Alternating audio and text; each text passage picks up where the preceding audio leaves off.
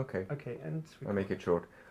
Why do big portions, big parts of the GOP still support Donald Trump? It's very simple.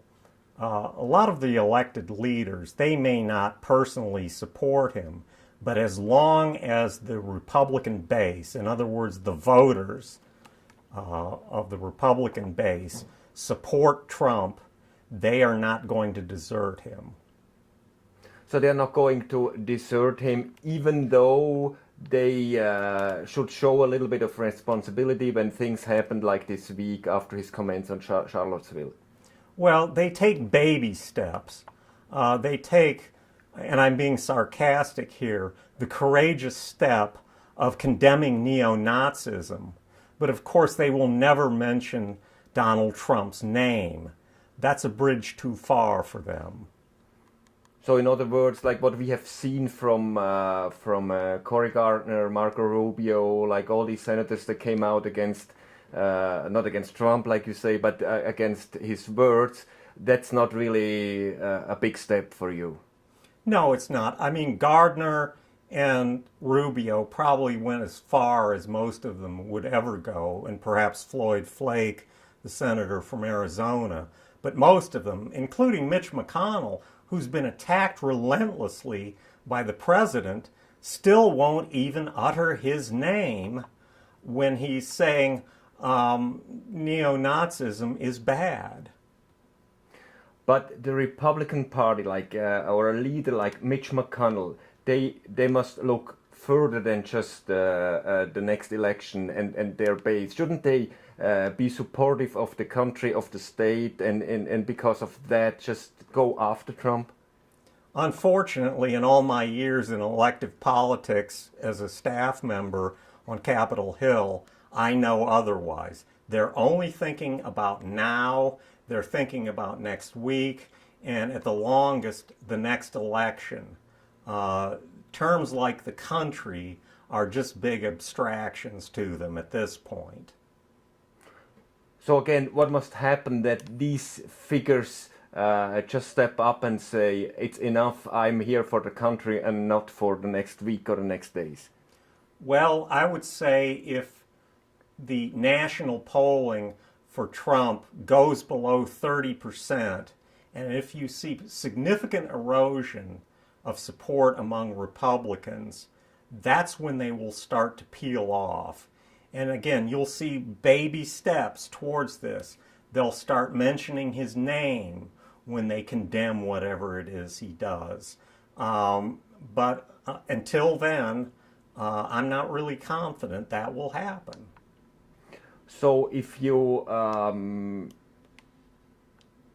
had to criticize like what the party does or doesn't do with regard to their president, to its president, what would you criticize?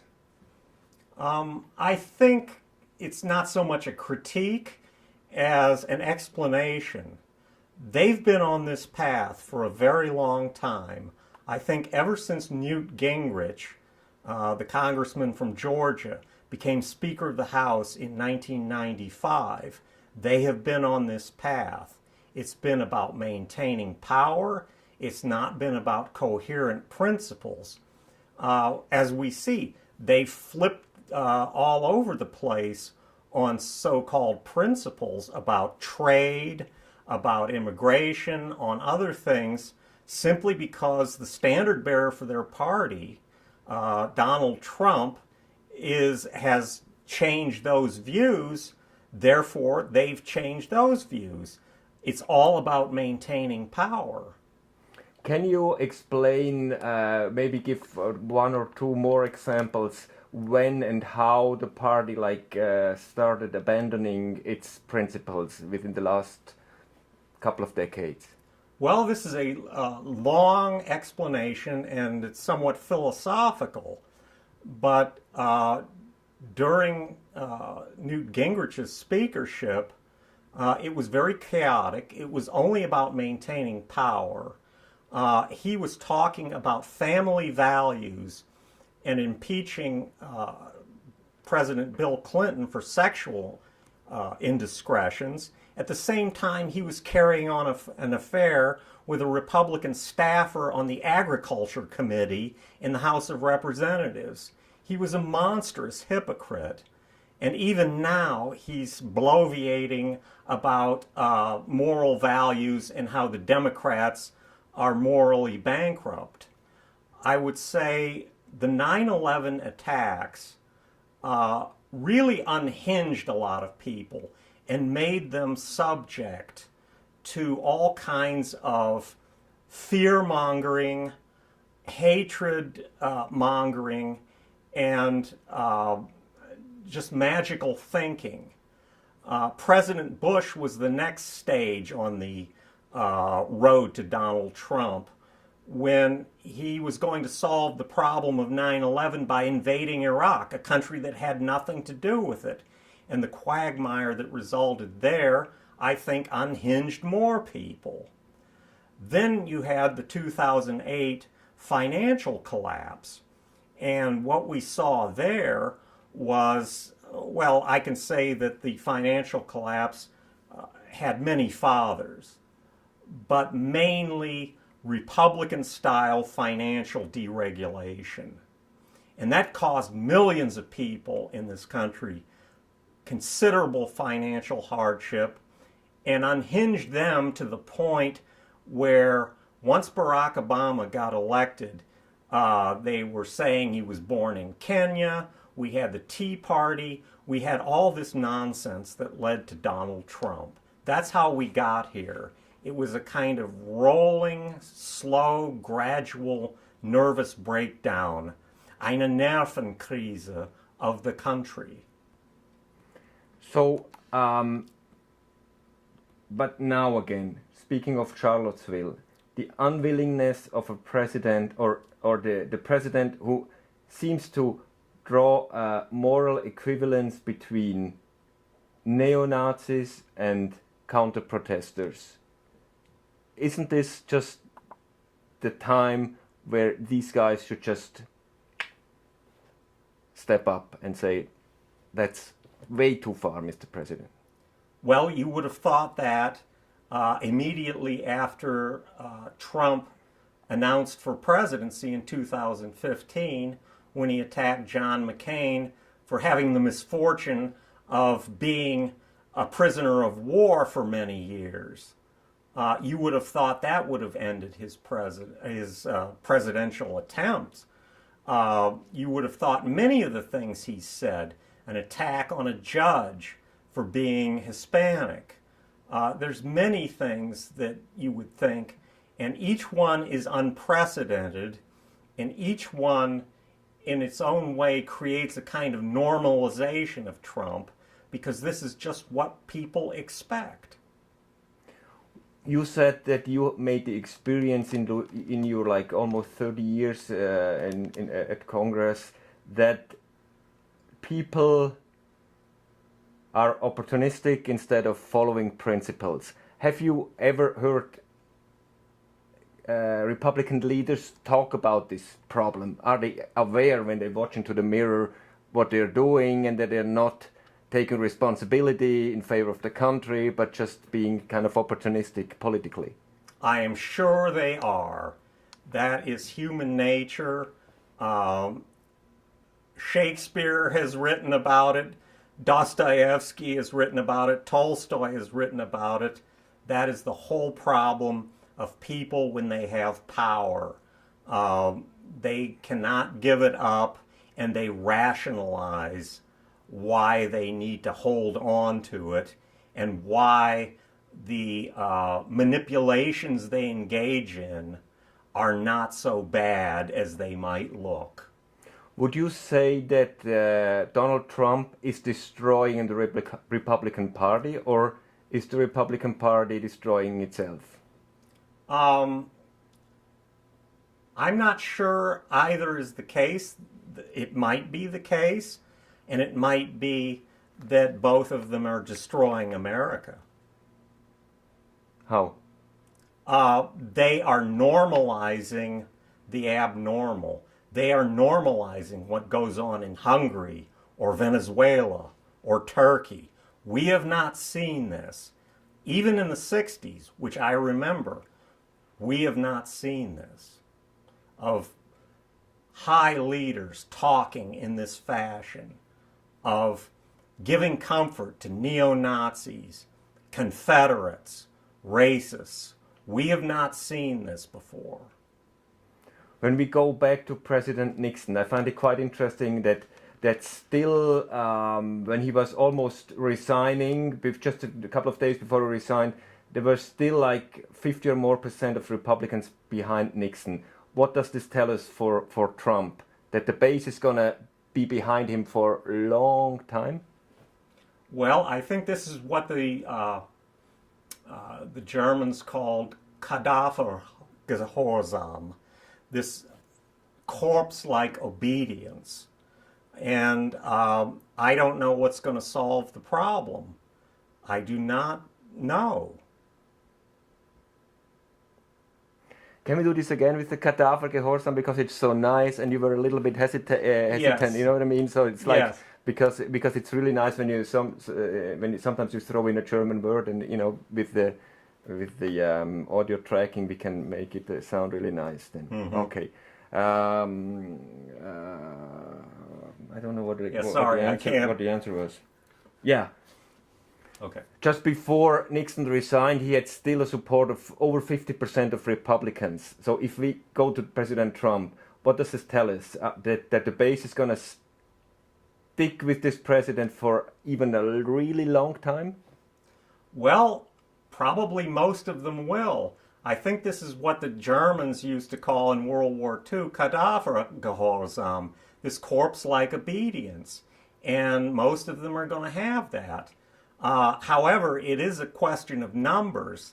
If 80% of the Republicans supporting him, as it is now, goes down to 70% or 60% or 50%, then maybe certain Republican politicians are going to decide to bail out on Trump, because only 50% of Republicans are supporting Trump at that point, and the vast majority of independents and Democrats in their constituencies are opposing Trump. Of course, what we have now with Donald Trump and his relation to Congress, this is something no one probably has seen before. But still, do you think he's going to be able to achieve something with his party, with Congress in the next couple of months? I mean, there is some issues where they should be on the same page, right? Like tax reform, for example. Do you think he's going to able well, to achieve you something? would think that tax reform would be the one thing they could agree on, helping the 1%, as we say. But given Trump's legislative incompetence that we saw on the health care issue, and given the bad will that exists between congressional Republicans and the administration, and not to mention the fact that there's the intervening problem of running up against the debt limit, I'm not confident that they'll get much in the way of legislation. So just 2 or 3 more questions and then we're done. I'm really interested in this. You say when his approval ratings, his approval rating is gonna just go back and back and back. Then the leaders might change. But ask the other way around. What must happen that the approval rating goes down? What do you think? I mean, we have seen everything. You know, he defames women, Mexicans. Now he doesn't even stop from neo-Nazis. So what do you think moves the country? What moves his base really in order to leave him? I think it has been gradually eroding. Now, there's still too many people supporting him, but I think it is gradually eroding, given that we've seen his overall approval collapse below the mid-30s, 30%. So it is possible, and with each little thing, he started out on the wrong foot, claiming the biggest crowds in history at the inauguration. The whole business of General Flynn firing the FBI director, all the stuff that's come out about Russia, a variety of things have all taken their toll. And you would have thought that he could have wagged the dog, as we say, waved the bloody shirt is another term, on Korea and had the country rally behind him. But he got distracted by the Charlottesville riots and ends up supporting neo-Nazis. There will definitely be something down the road that no one could ever have imagined that any president would say a thing like that, and he will say it. Just to go back once more to the congressional leaders of the GOP, I mean, we have, for example, an issue of the filibuster rule, you know, and there is a lot of, I mean, even McConnell, they say we're not going to change that. That shows, in my eyes, a little bit that they are aware how important this institution is and that they cannot just change the institution. So that means that they are, to a certain extent, supportive of the institution and of the country. So why don't they show it towards the president? I think there is this fear of their constituents in the states and in their congressional districts. And also there's method in his madness of the majority leader, McConnell. He's saying, well, we're not going to get rid of the filibuster. Is that because he's a great supporter of the Senate institution, or is it because he fears Republicans might lose the majority in 2018, and they would certainly like to keep the filibuster if they were in the minority? Last question. If the leadership again, or the senators, like the Republicans on the Hill, if they would step up now and say, Mr. Trump, you've gone far too, you went far too far. Don't you think that their base would cheer? Because they say that's the right thing to do. We have to step up against this neo-Nazi friendly president. As long as the base sticks with Trump, they're probably not going to do that.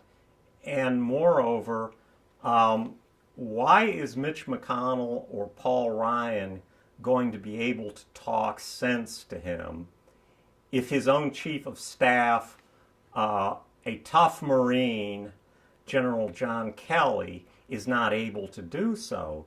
In the press conference in Trump Tower, where Donald Trump, according to the members of the press who saw it, went practically unhinged, General Kelly was standing there looking at his shoes.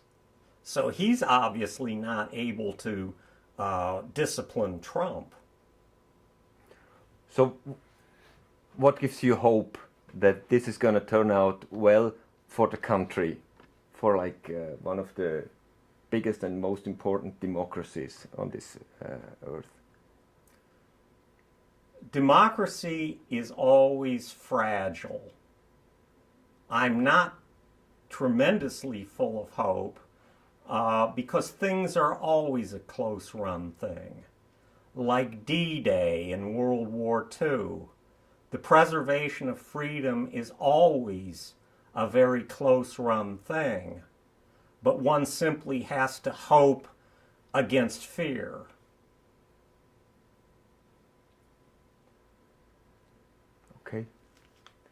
Okay. Great. Did that do it? Yeah, absolutely. Any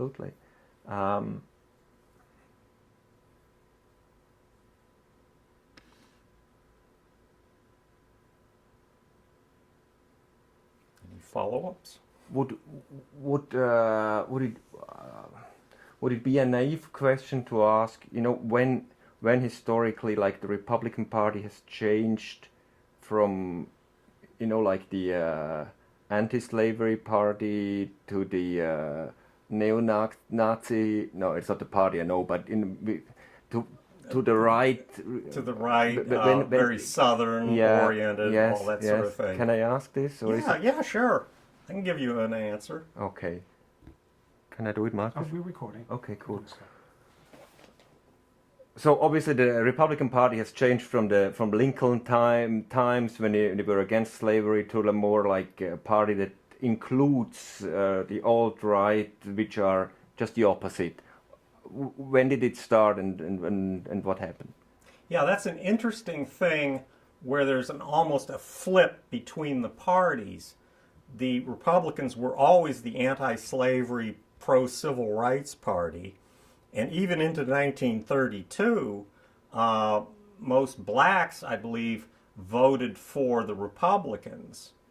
That started to change a little bit with the presidency of Franklin Delano Roosevelt, and it totally changed in 1968 after President Lyndon Johnson, a Democrat, supported Medicare and civil rights and the Voting Rights Act. Then we saw a revolt in the South against the Democratic Party, and they suddenly became Republicans.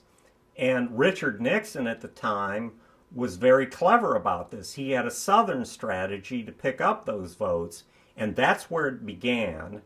It has picked up steam ever since. And now they're not only the Neo-Confederate Party, they seem to have, at least in terms of what the president says, Donald Trump, sympathy for neo-Nazis. So it is when with some Democratic leaders when they started to put through legislations that made the part of the government bigger, right? Like FDR, New Deal, and then Johnson, Medicare. This was when this was a reason why it flipped as well.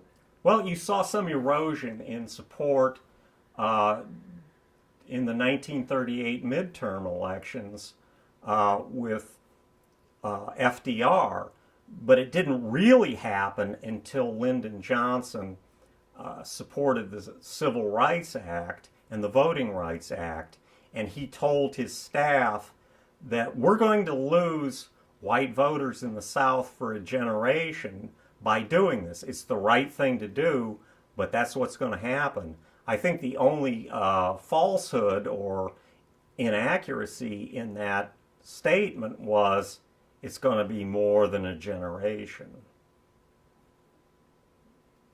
Great. Thank you.